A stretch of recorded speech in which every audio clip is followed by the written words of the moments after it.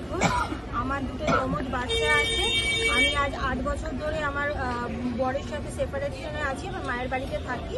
তো মায়ের বাড়িতে ভাড়া দিয়েছে। প্রথমে তো বলেছিল ফ্যামিলি হিসেবে ভাড়া দেবে, তারপরে এখন বাবা আর ছেলে থাকে।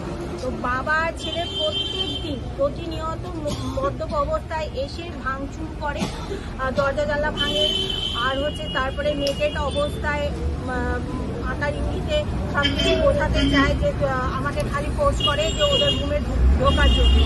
তো এইভাবে আমাকে অনেক দিন ধরেই মনে করছে।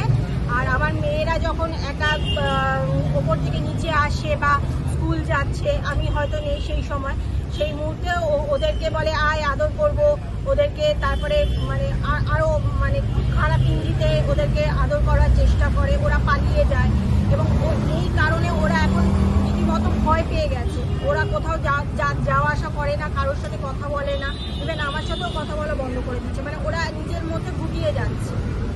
আর আমারও জামা ধরে টানা, তারপরে ফিউজ উড়িয়ে দিচ্ছে। কালকে আমাদের দুবার ফিউজ উড়িয়ে দিয়েছে, কারণ যাতে আমি অন্ধকারে ঘর থেকে বেরিয়ে আসি। দরজা জানলা সব বন্ধ করে দিয়েছিলাম, ঘরে লক করে। আমি আমার 2 মেয়ে ছিলাম, আমার মা ছিল না। তো ওই সময় পেরিয়ে যাতে আমি ওর হাতে ধরা পড়ি, সেই জন্য বারবার খালি ফিউজ উড়িয়ে দিয়েছি। ইন্দ্রাণী আজকে সকালবেলা আমাদের হিউম্যান রাইটসে কন্ট্যাক্ট করে, হিউম্যান রাইটস ওমেন সেলকে, এবং সেখানে আমরা জানতে পারি ও একজন সিঙ্গেল মাদার। দুটো 10 বছরের বাচ্চা মেয়েকে নিয়ে ও একা থাকে, এবং সেই জায়গায় দাঁড়িয়ে একটি ভাড়াটিয়া ছেলে 19 বছর বয়স এবং তার বাবা, তার দুজনে মিলে থাকে। তারা প্রত্যেক রাতে মদ্যপান করে, বাবাটি নেকেড হয়ে, আমার কাছে সমস্ত ভিডিও এসছে, নেকেড হয়ে চিৎকার চেঁচামেচি করে, গালাগালি করে, অশ্রাব্য গালাগালি করে এবং ওকে বিভিন্ন রকমের ইঙ্গিত দেয়।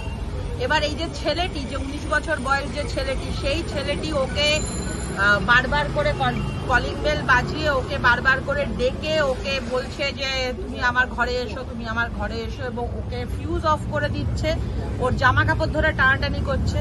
এবার সেটা হচ্ছে ইন্দ্রাণীর কথা। এবার এখানে 10 বছরের দুটো বাচ্চা মেয়ে রয়েছে, যাদেরকে ওরা মলেস্ট করার চেষ্টা করছে। ওদেরকে বারবার ঘরে ডাকছে, ঘরে ডেকে বলছে আদর করব, ঘরে আয়, ওদেরকেও ধরে হাত পা ধরে টানাটানি করেছে। তো পুরো ঘটনাটা জানার পরে আমরা আমাদের অ্যাডভোকেটরা আমরা ডিসিশন নিই যে আমরা পস্কোর আন্ডারে একটা কেস রেজিস্টার করব।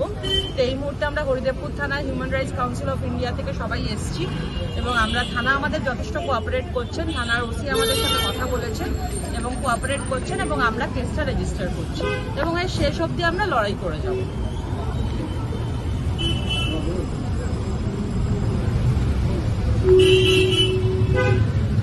अभी हम लोग हरिदेवपुर पुलिस स्टेशन थाना में आए हैं। इंद्राणी का जब केस जो आपको अपडेट किए थे, वो वहाँ पे अभी हम लोग ओसी से बात किए हैं। अभी केसेस के लिए हम लोग रजिस्टर करवा रहे हैं, और मेडिकल की उनकी बेटी को भी हम लोग लेके जा रहे हैं अभी। और जिसको आगे এই মুহূর্তে আমরা হরিদেবপুর থানার সামনে এসে দাঁড়িয়ে রয়েছি। আমাদের হিউম্যান রাইটস এর পক্ষ থেকে আমাদের কাছে একটা কমপ্লেন এসছে, ইন্দ্রাণী নামে একটি মেয়ে, তার উপর শারীরিক এবং মানসিক নির্যাতন করা হচ্ছে। শুধু ইন্দ্রাণী নয়, তার দুটো 10 বছরের মেয়ে রয়েছে, তাদের ওপরও। তো সেই কমপ্লেন নিয়েই আমরা এই থানার ওসিকে আমরা জানাতে এসেছি। তো সেই প্রসেসিং চলছে।